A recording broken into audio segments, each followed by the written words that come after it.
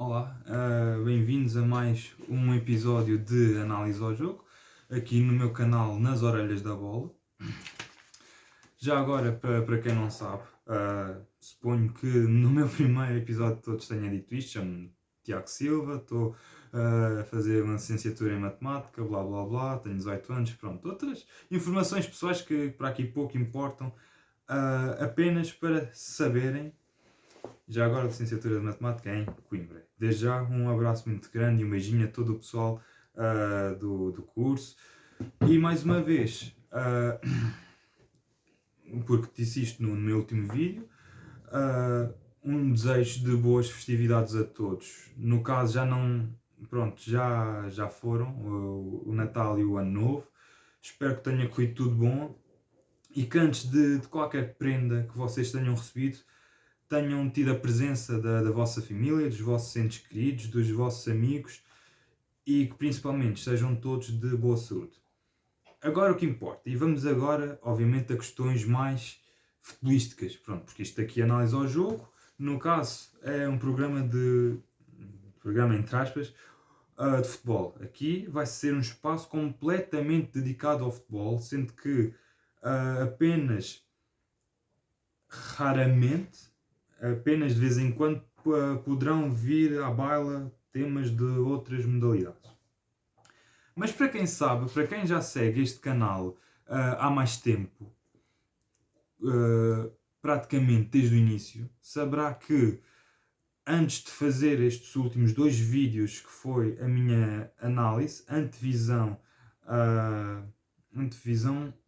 sim, cheguei a fazer do clássico Porto-Benfica para a Taça de Portugal e cheguei a fazer uma antevisão do Porto-Benfica para o campeonato onde fiz a análise ao jogo da Taça.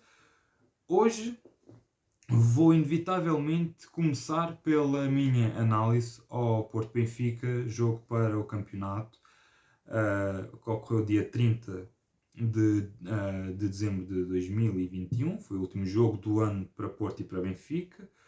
Porto que, dado interessante, em 39 jogos para a Liga Portugal, para a Liga Portuguesa BUIN, que teve na época 2021 e 21-22, pronto.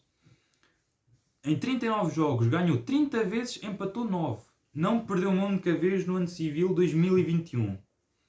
Um feito histórico, onde Sérgio Conceição igualou outros grandes nomes do Futebol Clube do Porto que já tinham alcançado esse feito, como José Maria Pedroto,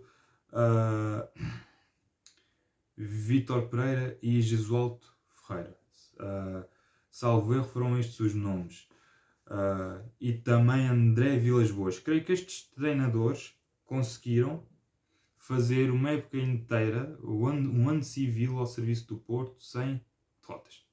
Enfim, mas essa informação é apenas um detalhe, uma nota.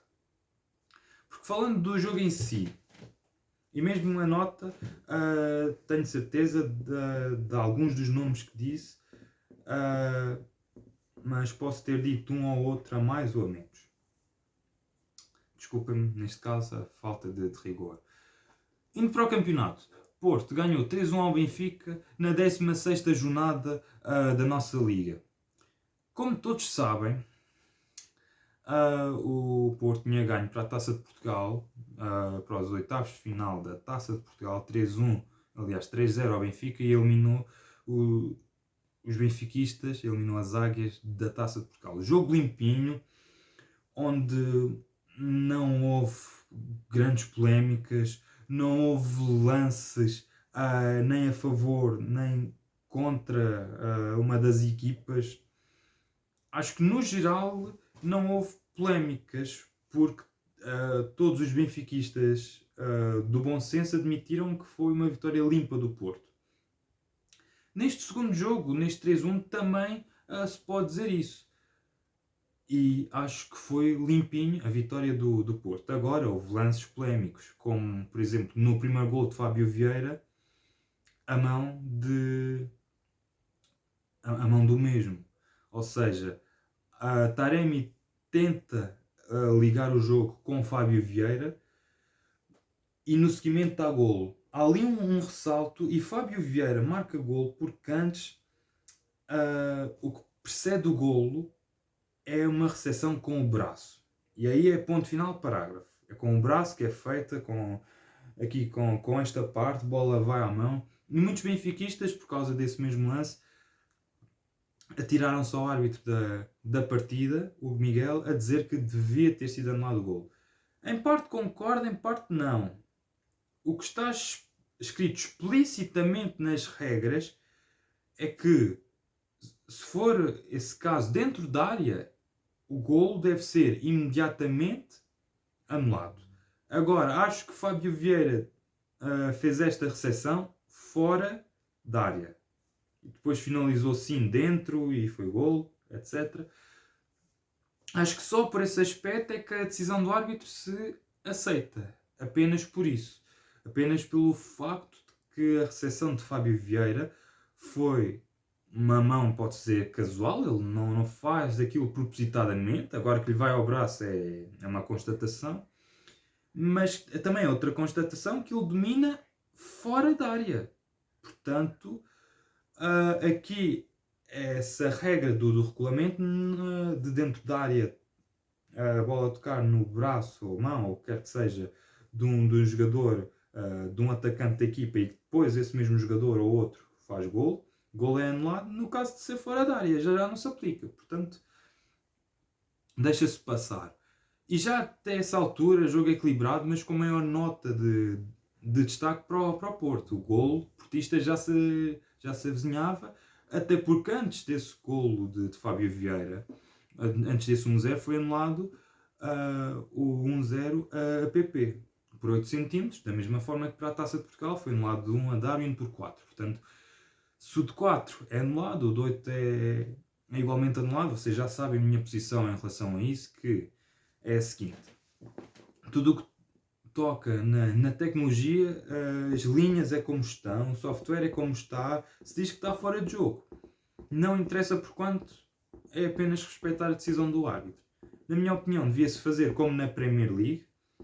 O sistema que os ingleses utilizam é meter as linhas, tal como nós cá, porém eles não mostram por quantos centímetros, não mostram as distâncias, não mostram esse pormenor. Que muitas vezes é um pormenor que só serve para atear fogos, entre aspas, para causar polémicas. Pelo menos cá em Portugal aproveita-se isso para tudo e mais alguma coisa. Tivemos golos anulados por 1, 2, 3, 4 centímetros, aí começamos logo a chorar, logo a criar polémicas. Lá em Inglaterra, os jogadores nunca sabem, os dirigentes nunca sabem, daí que não se possa começar uma polémica por causa de algo que não se sabe. Acho que cá em Portugal devia-se fazer o mesmo e tirar as medidas das linhas de fora de jogo. Metia-se as linhas, se está em jogo ou não, isso vê-se imediatamente, mas sem indicação de centímetros, ponto. Agora, depois, logo a seguir desse primeiro gol, nota-se, o Benfica destabiliza. O primeiro gol destabiliza o Benfica, a defesa fica desconcentrada, a equipa toda sente o gol e começa a ter uns flashbacks do 3-0 limpinho que o Porto deu para a Taça de Portugal, exatamente há uma semana, quando ocorreu esse jogo para o campeonato, há exatamente uma semana, tinha ocorrido o jogo da Taça. E inevitavelmente começam a vir as imagens desse jogo, as más recordações do Benfica nesse jogo. E isso destabilizou os jogadores e logo a seguir veio o segundo gol do Porto por PP, jogada de mestre de Otávio, grande cruzamento e uma desmarcação igualmente de mestre, igualmente muito boa de PP, que finalizou num golpe de cabeça certeiro. Depois, início da segunda parte, só o Benfica. 5, 10 minutos iniciais só dá Benfica. O Benfica chega ao gol do... ia dizer do empate mal, pronto. Reduz a desvantagem no marcador através de Yaremchuk. Numa jogada em que Rafa faz tudo, Mbemba fica mal na fotografia porque não consegue o corte. Tenta e por muito pouco não consegue, mas a bola passa. E temos depois no segundo posto Yaremchuk a finalizar de baliza aberta, porque Diogo Costa, numa situação daquelas, obviamente não conseguiria defender. É um lance em que o guarda-redes não tem culpa nenhuma. Pronto, Simplesmente o defesa ali era a obrigação dele ter tirado a bola. Mas, ainda apesar dessa obrigação que Mbemba tinha, e apesar de ter estado mal nesse lance, porrou a pintura de um bom jogo, Rafa fez uma jogada genial, uma grande jogada. Passou por muitos do Porto, foi levando a bola até ao ponto em que decidiu soltá-la. Podia continuar a levá-la e abusar da sorte, mas no momento certo assistiu o colega e relançou o Benfica no jogo. Tínhamos jogo animado. Isto por volta de 50 minutos, tínhamos 2-1 no marcador. Agora, passados 3-4 minutos após o gol do Benfica, temos a expulsão de André Almeida. O primeiro amarelo é limpo. Até no fim da primeira parte podia ter sido mostrado o segundo amarelo a André Almeida. Por uma chapada, digamos, por uma festinha na cara de Otávio. O árbitro aí deixou seguir, casual, ok, aceita-se. Agora, aquela entrada sobre o Fábio Vieira ou Vitinha, creio até que foi sobre a Vitinha, pronto, creio, é merecedora de cartão amarelo. E é o segundo, e aí o jogador é expulso. Pronto. Aliás, não é sobre nenhum dos dois, é sobre Otávio, precisamente. É falta para amarelo. André Almeida dominou mal a bola.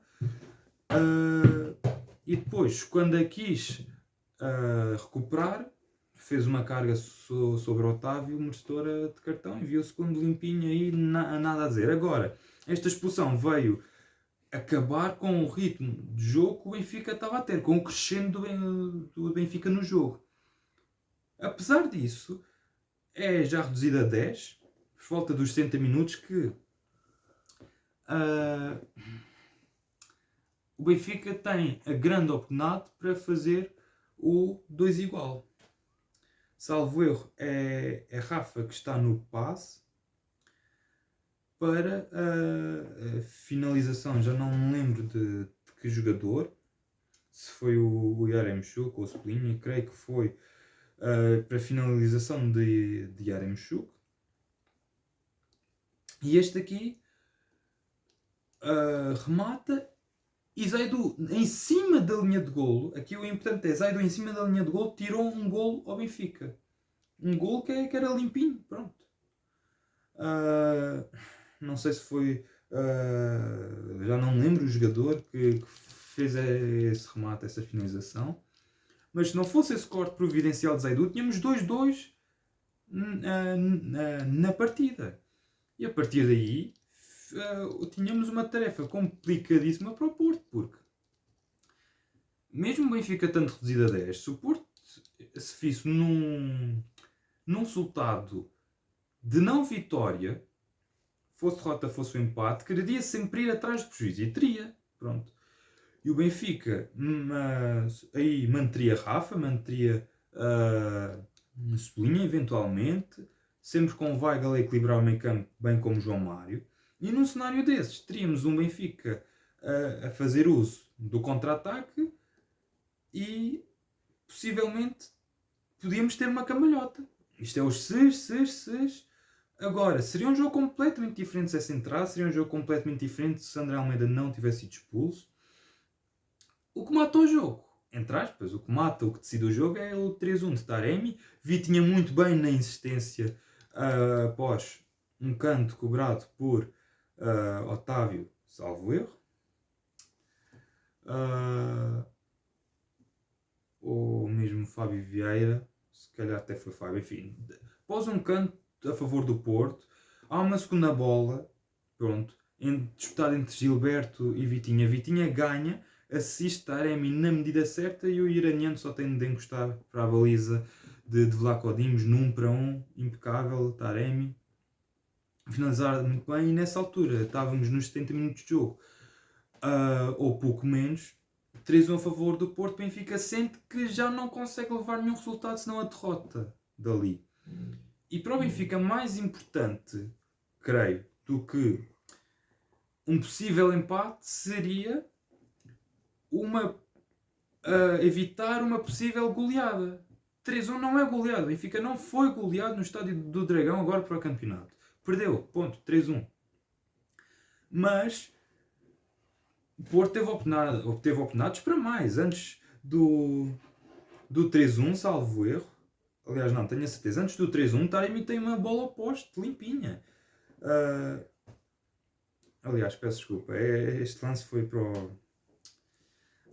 a Taça de Portugal. Estes jogos já entre as mesmas equipas começam a fazer confusão. O Porto teve oportunidades. Pronto, o Porto teve oportunidades, só não estou a aproveitar. O Benfica também teve as suas.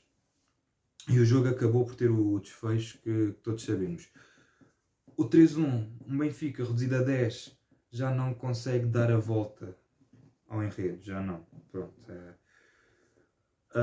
E aí a equipa sentiu esse gol. Sentia que era possível, estando 2-1, sentia que era possível o empate. Com 3-1 sabia que tinha de fazer um 3-2, reduzir distâncias e só depois empatar. E aí os jogadores, pronto, a equipa percebeu que já não dava para empatar. E o 3-1 também era um resultado muito mau, passo-me a explicar. Se o Benfica fosse goleado 4, 5, 6-1 em busca de um segundo gol para ver se ainda empatava o jogo, podia levar estes golos de rajada, podia levar mais, e aí trabalhar sobre um 3-1, o treinador e os jogadores, é muito diferente do que trabalhar sobre a 5-6-1. A imagem com que eu fiquei do Benfica não foi de goleado, não foi de uma equipa que foi goleada. O Otávio nos descontos, literalmente no último lance do jogo, podia ter feito 4-1 para o Porto, podia. E mas o Benfica, é o que eu já disse, o Porto podia ter marcado mais 1 ou 2, o Benfica também podia ter marcado mais 1, nomeadamente dessa grande oportunidade que teve quando o jogo estava 2-1. Agora, ficou como ficou, e muitos progressos, relativamente ao jogo da Taça, muitos progressos do Benfica, quer principalmente nos primeiros 30 minutos, viu-se o Benfica confiante, o Benfica com bola, a defender bem, a partir dos dois golos que leva de rajada, aos 34 e aos 37 minutos, por Fábio Vieira e por PP, começam a vir ao de cima as fragilidades. E depois, na segunda parte, a expulsão de André Almeida dificultou ainda mais uma possível outro resultado. Pronto. Porque se não fosse essa expulsão, 2-1, 11-11, o Benfica poderia ter muito bem chegado ao empate. É outra vez um se. Mas muitas melhorias. Esse é o ponto. Muitas melhorias do Benfica, que agora é trabalhar em cima deste 3-1, saber as fragilidades que tem muitas. André Almeida não pode jogar a lateral esquerdo, ponto, assente.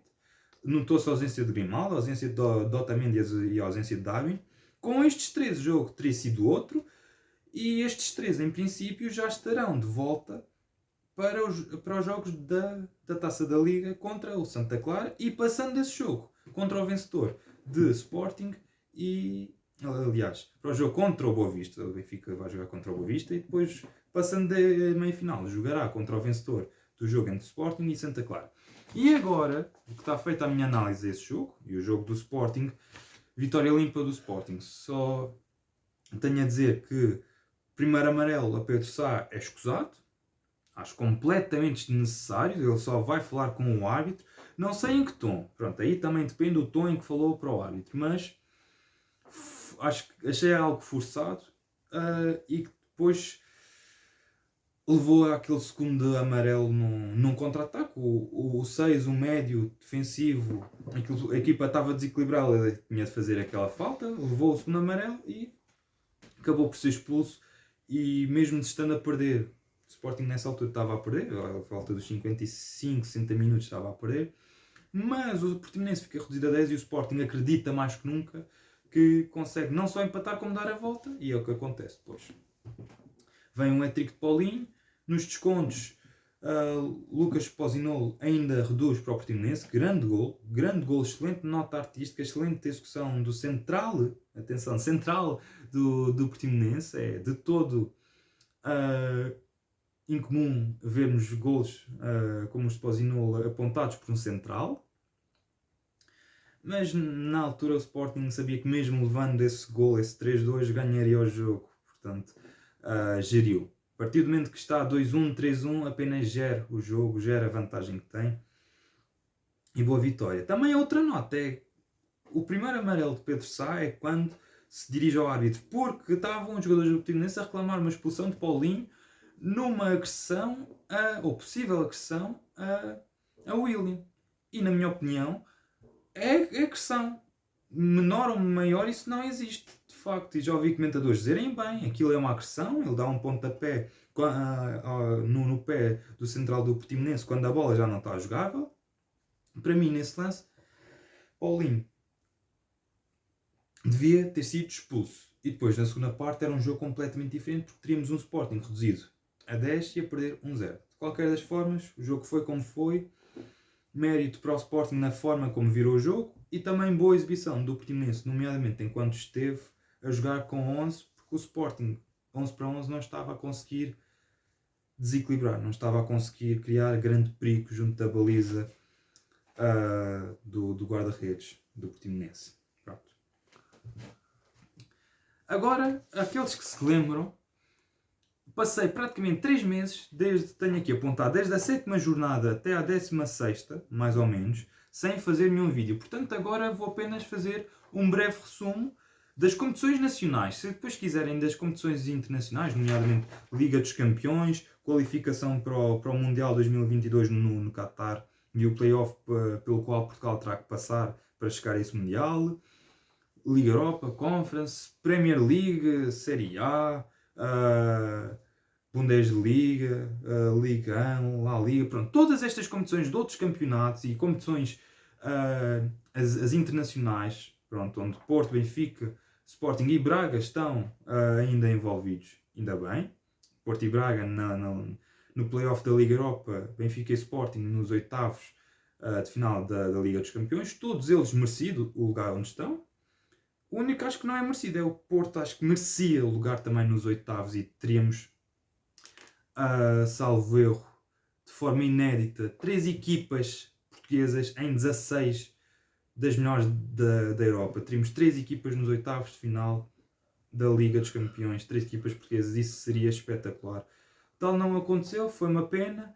Só já ter tido estas 3 na fase de grupos e ainda ter estas 3 em jogo, o Porto na Liga Europa, temos 4 equipas neste momento em jogo nas competições europeias, é muito bom para irmos ganhando os pontos para ultrapassarmos a França no ranking da UEFA. Caso aconteça no final desta época estarmos à frente da França, Portugal envia, entre aspas, 3 equipas diretamente para a fase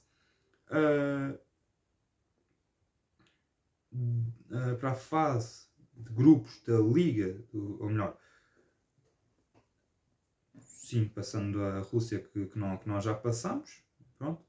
Passando a França, passávamos a enviar 3 equipas diretamente para a fase de grupos e depois uma a ir a play-off, ou seja, futuramente poderemos vir a ter 4 equipas portuguesas numa fase de grupos da Liga dos Campeões. Mas por isso é obviamente necessário as nossas equipas no presente, agora, fazerem boas prestações e avançarem o mais longe possível. Portanto, em relação a competições europeias, eu não sou nem do Porto, nem do Benfica, nem do Sporting, sou de Portugal. Ponto.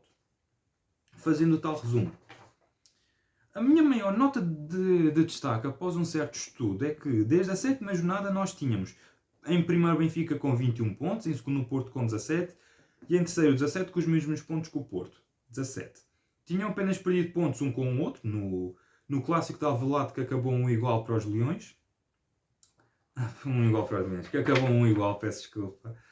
Acabou o jogo empatado. E antes o Porto tinha perdido pontos com o Marítimo no Estádio da Madeira, um igual, e o Sporting tinha ido a Famalicão também perder pontos num empate com a equipa da casa, com os famalicenses, um igual.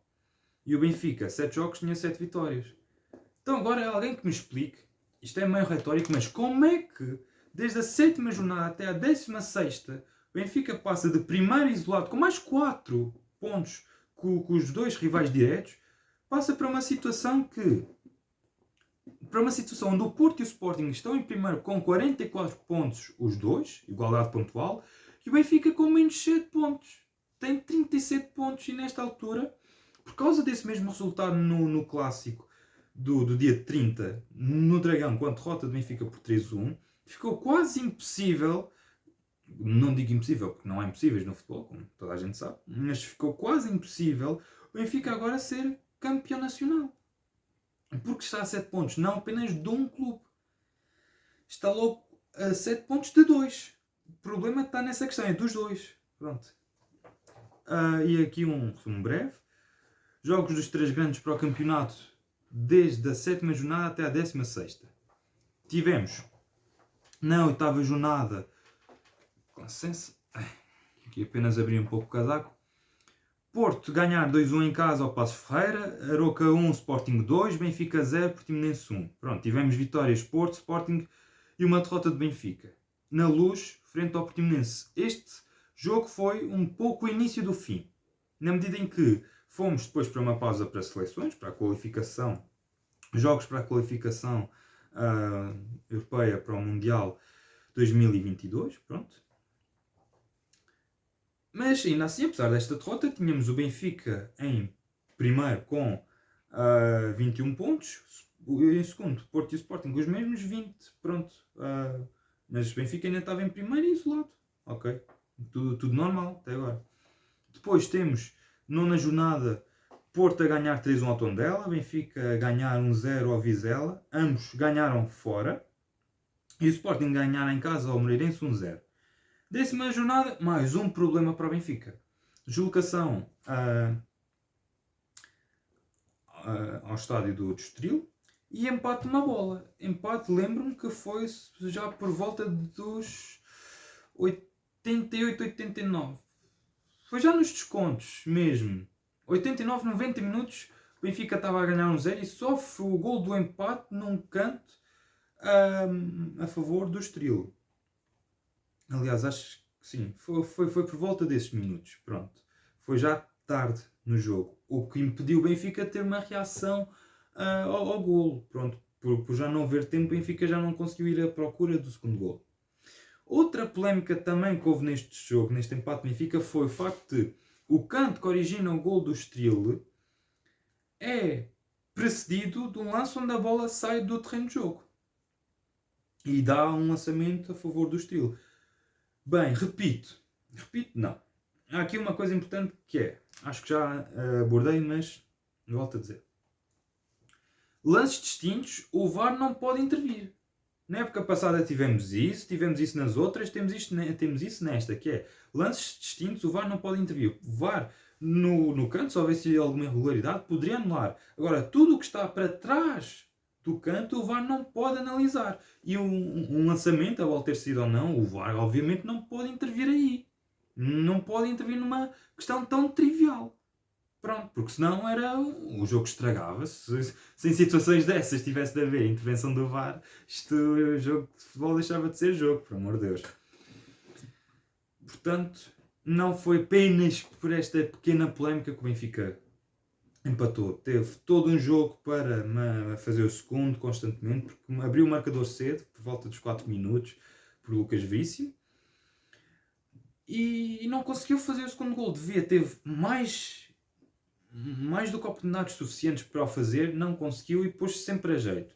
Depois, já para o fim, o Estoril aproveita e empata, salvo erro, Lucas Áfrico.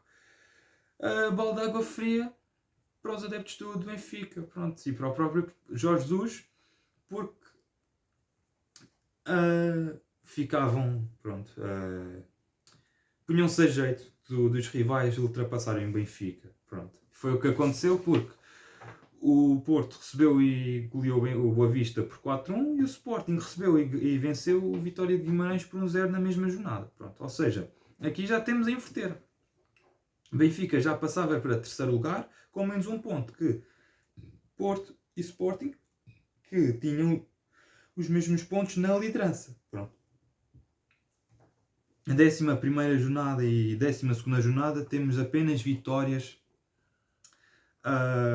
dos 3 grandes. Temos 11ª jornada, Porto a ir a São Miguel a jogar com Santa Clara, ganhou 3-0. O Sporting foi jogar a capital do móvel, foi jogar a Passos Ferreira, perdeu 2-0, e o Benfica recebeu e goleou o Braga por 6-1.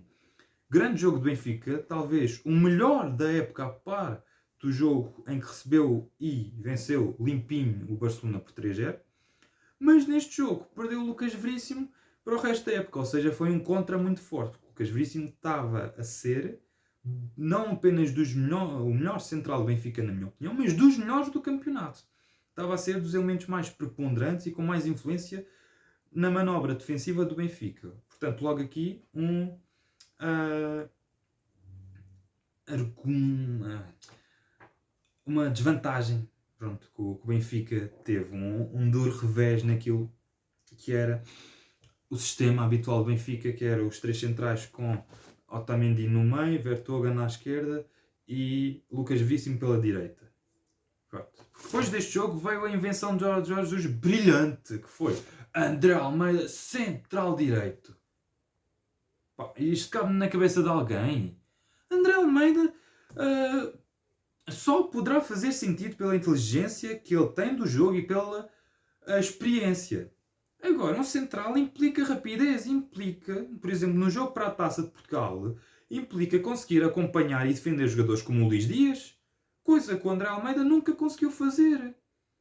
Pá, como é que é? E houve muitos outros jogos. Contra as equipas pequenas, André Almeida central pela direita, não se notava tanto esta fragilidade evidente e olhos nus que o Benfica tem. Agora, contra Sporting, contra Porto, notou-se que André Almeida, central pela direita, só por si só não é por aí que o Benfica perdeu os jogos, não é, claro, mas é um elemento que tem influência. É um pormenor, que acaba por ser um por maior.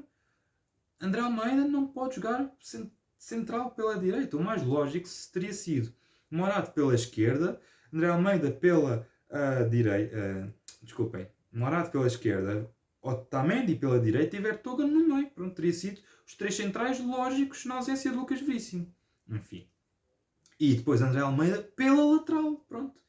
Que sempre com o central por trás para fazer cobertura e sempre sólido defensivamente a lateral, não a central. Posições e funções completamente distintas. Enfim.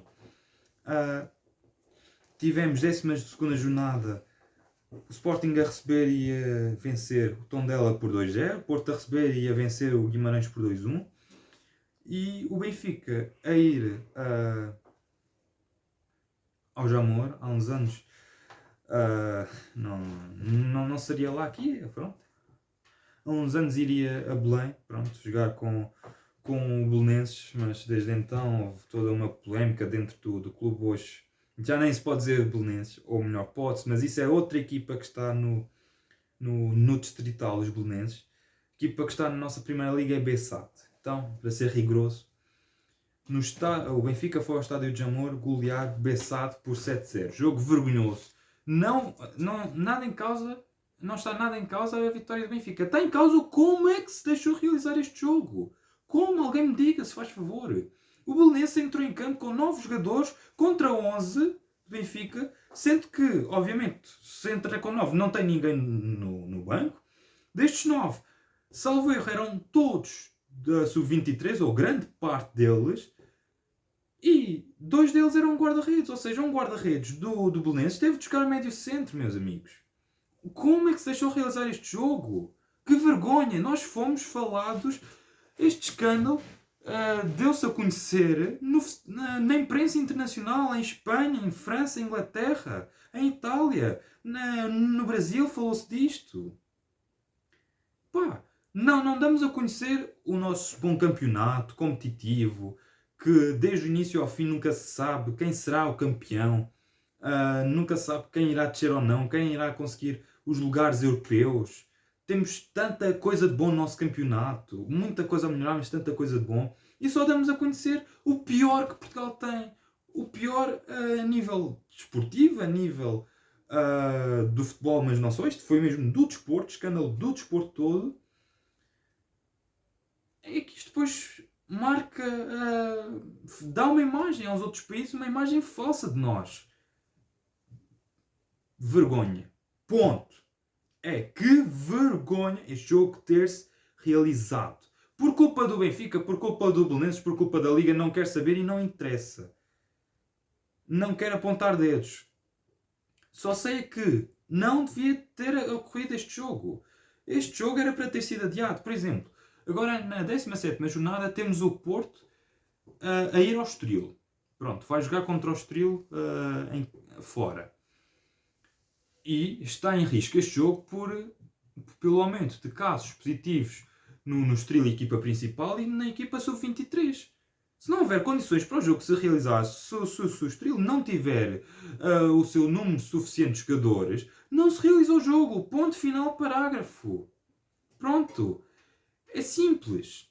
Se não há condições, se o Estoril, desculpem, não tem o mínimo exigido pela Liga, que já foi imposto numa Assembleia Geral Extraordinária, é 13 jogadores. Se o Estoril não tiver esses 13 jogadores, o jogo não poderá ser realizado.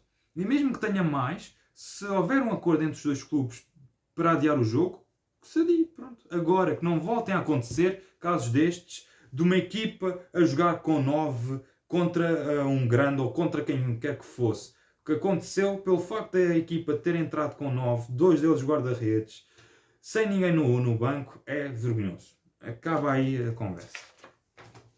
Depois, despachando mais um pouco, 13ª jornada, Porto foi jogar ao Portimonense, ganhou 3-0 e o Benfica recebeu e perdeu com o Sporting 3-1. Jogo este que pôs o Benfica a 4 pontos do Sporting e do Porto na liderança. E pior do que isso foi o baile tático que Jorge Jesus levou de Ruben Amorim. O Benfica neste jogo esteve completamente ausente. O Sporting anulou todas as mais-valias do Benfica e o Benfica não conseguiu anular o jogo do Sporting. O Sporting inteligente, a jogar com posse, mas mais a dar iniciativa de jogo ao Benfica e em contra-ataque a matar o jogo de forma fatal. Pronto. Constantemente. Benfica não houve um momento, nunca conseguiu contrariar esta tendência do Sporting dominar. Não em posse, não, se forem ver posse de bola até o Benfica terá mais, mas em oportunidades. E em controle do jogo. O Sporting sem bola estava a controlar o jogo. Todos os benfiquistas dizem, e é unânime, esta derrota foi uma vergonha para o Benfica. Por ter sido em casa, não pelos números do resultado, mas pelos números das estatísticas e pelo que foi a exibição péssima, muito fraca da equipa. E está a 13ª jornada. Tivemos a 14ª com o Sporting a ganhar em casa 2-0 ao Boa Vista, o Benfica a ir a Famalicão ganhar 4-1 e o Porto a receber e a vencer um jogo complicadíssimo, que é o Braga, recebeu e venceu o Braga 1-0.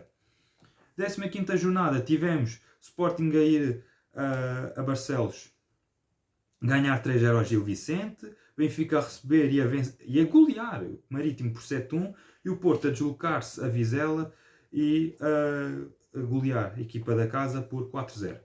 Nesta última jornada tivemos Sporting ganhar 3-2 ao Portimonense e o Porto a receber e a vencer o Benfica por 3-1.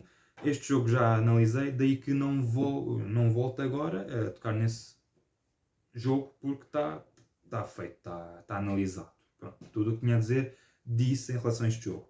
Mas foi esta situação que, pelo meu guião de apoio, pronto, como podem ver, tenho aqui o meu guião, frente e verso. Isto não é às 3 pancadas que eu venho para aqui falar. Tenho que ir ver certas coisas. Sei que não sou propriamente rigoroso e meticuloso em tudo. Quanto é lances, quanto é os jogadores que disputaram esta bola, a que minutos é que aconteceu isto. Pronto, sei isso. Pronto. Tenho ainda algumas imperfeições, mas tudo quanto é aqui pontos, resultados, etc. Quem jogou em casa, quem jogou fora, e isto aqui, tudo. Pronto, está tudo impecável. Isto explica, pronto, foi os jogos com o Sporting, com o Porto e com o Portimonense só aí o Benfica perdeu 9 pontos. 2 deles em casa contra o Portimonense e o Sporting, depois fora no Dragão, a derrota com o Porto. E o empate com o Estoril, aqui perdeu-se 11 pontos. E o Porto e o Sporting até agora têm, em 16 jogos, 14 vitórias e 2 empates. Um deles, um contra o outro. E o outro empate, eu já disse, o Porto foi com o Marítimo e o Sporting foi com o Famalicão. E isso explica o fosso de 7 pontos que o Benfica tem nesta altura, a uma jornada de acabar a primeira volta do campeonato. Isto tudo explica o fosso de Benfica para Porto e Sporting. Agora, depois também há o coletivo de Benfica. Está mal, está desorganizado, é preciso uma reestruturação, é preciso alguma renovação de certas posições cirúrgicas no plantel do Benfica, que pode começar já no mercado de transferência agora em janeiro, mas nomeadamente é preciso uma ideia de jogo, que os jogadores gostem, que os jogadores queiram adotar, não pode ser uma imaginemos uma retranca, uma ideia de demasiado defensiva, não pode ser, e os jogadores estariam contra, porque o Benfica é uma equipa de criativos, é uma equipa de bom futebol, tem jogadores para isso, é capaz disso, já teve momentos, nomeadamente os 30 minutos no clássico no Dragão para o campeonato, mostrou isso, que é uma equipa que pode, que consegue. Agora é dar continuidade e assimilar a ideia de jogo que o Lucas Veríssimo pretender e ir. Pronto, esta época duvido muito que já chegue a algum lado, apenas acredito que possa ganhar a Taça da Liga. Agora já está eliminada a Taça de Portugal. Liga dos Campeões, espero que elimine o Ajax, bem como espero que o Sporting elimine o Manchester City. Tarefas complicadíssimas, mas possíveis. Agora, o Benfica pode muito bem dar a volta à situação. E se não for para esta época, tem de já estar a preparar a segunda. Pronto. A segunda, a próxima. Com, espero eu, a Lucas Veríssimo como treinador. Acho que é a escolha mais sensata. É fazer o mesmo com o Lucas Veríssimo aquilo que foi feito anteriormente com o Bruno Lage. Caso faça uma boa época agora até ao fim, manter como treinador principal na próxima época. Pronto. E aí os jogadores já terão a ideia de jogo do treinador, já terão os princípios de jogo assimilados, tudo o que o treinador pretender dos jogadores, os jogadores já conseguirão dar ao treinador. Coisa que para o jogo agora no Dragão ainda não se podia pedir porque Lucas Veríssimo apanhou uma equipa de Jorge Jesus psicologicamente arrebentada, sem uma ideia de jogo base, sem confiança nos jogadores neles próprios, sem nada. E só teve 2 sessões de treino, 2 ou 3. Portanto, não se podia exigir nunca na vida uma vitória ao Benfica em pleno estádio do Dragão, perante cerca de 50 mil espectadores, contra uma equipa que está num topo de forma brutal como o Sporting. Pronto. Portanto, é olhar para a frente. Agora, também do campeonato. As equipas revelação, pronto, para mim, têm sido o Estoril, Portimonense e o Gil Vicente. Estão na tabela classificativa por esta ordem. Respectivamente, o Estoril em 5º lugar, 25 pontos. Portimonense, 24. Gil Vicente, 23. As equipas que têm estado abaixo das expectativas, claramente, Santa Clara, Moreirense, Famalicão e Bessade. Estes últimos dois com menos um jogo do que as restantes equipas, ainda só têm 15. E em posição de descida direta, o Moreirense está em zona play-off de descida barra subida. E o Santa Clara, porque no início da época foi uma grande esperança para ver se conseguia lugar na Conference League, não conseguiu.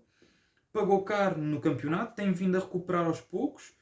Tem tido mudanças, até agora teve 2 mudanças de treinador. E é aos poucos que o Santa Clara vai recuperando. E as equipas também em recuperação, notória, são o Marítimo e o Boa Vista e o Passos Ferreira. Todas elas tiveram chicotada psicológica. No Boa Vista está Petit, no Marítimo está Vasco Seabra depois da saída de Julio Velásquez. No Passos Ferreira não sei precisar quem está. Creio ser César Peixoto depois da saída de Jorge Simão. E todas elas têm, então agora, no meio da tabela classificativa, quando há 4, 5 jornadas atrás estavam numa zona muito perigosa, estavam praticamente em zona de descida. Pronto. Agora, para finalizar, Taça de Portugal e Taça da Liga. Pronto. A terceira e quarta ronda, todos os 3 grandes passaram, pronto, na Taça de Portugal. O Porto foi Sintrense ganhar 5-0. O Sporting foi jogar contra os Belenenses. E aqui sim, os Belenenses falava há pouco. Equipa do Distrital, 4ª divisão. Pronto. O Distrital é o Campeonato de Portugal. Mas creio ser Distrital. Pronto. Ou uma ou outra. Foi lá ganhar 4-0. Aliás, até acho que os Belenenses é Campeonato de Portugal. Sim. E o Benfica, após prolongamento, eliminou o Trofense. Na quarta ronda, que é o mesmo que os 16avos de final, Sporting recebeu e venceu de forma muito sofrida o Varzim 2-1. Benfica ganhou 4-1 ao Passos Ferreira e o Porto recebeu e venceu o Feirense 5-1. Nos oitavos, pronto, já disse, não sei quantas vezes, não volto a repetir. Pronto. Porto eliminou o Benfica 3-0 e o Sporting teve uma deslocação muito complicada ao terreno do Casa Pia, ganhou 2-1, acabou o jogo a jogar com 10. Muito sofrida esta passagem ao Sporting para os quartos de final. mas está lá. Vai agora dia 11 de janeiro, ou seja, para a semana, a meio da semana, a jogar em casa do Lessa o apuramento para as meias finais, e o Porto irá jogar a Vizela o apuramento para as mesmas. Caso o Sporting e o Porto vençam os seus jogos dos quartos de final, teremos uma meia final a duas mãos entre Sporting e Porto. Primeira mão no estádio do Dragão ou em Alvalade, e a segunda mão ao contrário. Pronto. Não sei, aliás, será definido depois qual a primeira mão, quem irá jogar primeiro em casa e quem irá jogar primeiro fora. E na Taça da Liga tivemos a grande surpresa, duas aliás, que foi o Braga e o Porto estarem fora da Final Four. O Porto, porque logo o primeiro jogo ficou logo eliminado, perdeu 3-1 em São Miguel frente ao Santa Clara. Sérgio Conceição com demasiada rotação, pronto, a querer rodar a equipa muito cansada e desgastada do campeonato. Correu mal, perdeu um jogo que tinha pelo menos de não perder, tinha de não perder para ainda continuar viva. Perdeu, ficou logo arrumada. Depois ganhou 1-0 ao Rio Ave num jogo que já não contava para nada, porque implicava uma passagem do Rio Ave, implicava que o Rio Ave fosse ganhar praticamente por goleada ao Dragão. Portanto, e quando a seguir o Rio Ave tinha um compromisso importante para a segunda Liga, contra o Casa Pia. Jogo esse que veio ganhar. No grupo B, o Sporting recebeu e venceu o Famalicão 2-1 e ganhou o Penafiel 1-0, passou limpinho à Final Four. No grupo A, o Benfica a mesma coisa, foi a Guimarães empatar 3 bolas, depois recebeu e venceu Covilhã por 3-0. Tinha de marcar mais do que 2 golos para passar, fez os 3, passou, Final Four. E no grupo C, o Porto é o grupo D, no grupo C, o Braga empatou a 0 com o Passos Ferreira e depois tinha de ganhar ao Boa Vista para passar diretamente à Final Four. Pronto. O empate não bastava. E foi ao Bessa perder 5-1. O Boa Vista goleou o Braga. E agora temos a Final Four a realizar-se em Leiria. Meias finais Benfica Boa Vista dia 25 de janeiro deste ano, lógico. E a final. Aliás, e a outra meia-final é o Sporting Santa Clara. E a final realizar-se-á dia 29 de janeiro. Já agora, Benfica 25, já o disse. O Sporting, esqueci-me de referir, dia 26. Pronto. E está tudo dito. Pronto. Para os benfiquistas, a última mensagem que tenho é: desta temporada desportiva, desta época, a única expectativa legítima que podem ter é passar aos quartos de final da Liga dos Campeões, esperemos que sim, já o disse, e vencer Taça da Liga, porque o campeonato, meus amigos, Taça de Portugal já foi, o campeonato está praticamente impossível, repito. Em relação a Porto e Sporting, estão a fazer boas épocas, que continuem a nível interno, a nível nacional, e depois, mais importante, depois nas competições da UEFA, Porto na Liga Europa, Braga também nessa competição, e o Sporting e o Benfica na Liga dos Campeões. De resto, tem aqui um resumo, pronto, daquilo que são as competições nacionais, daquilo que foram as competições nacionais nestes 3 meses. Daí o vídeo ter ficado tão extenso. Se quiserem de competições internacionais, Liga dos Campeões, a Liga Europa, a Conference League, da qualificação para o Mundial ou de outras ligas, deixem nos comentários. Da minha parte é tudo. Um forte abraço a todos e um feliz 2022. Fiquem bem.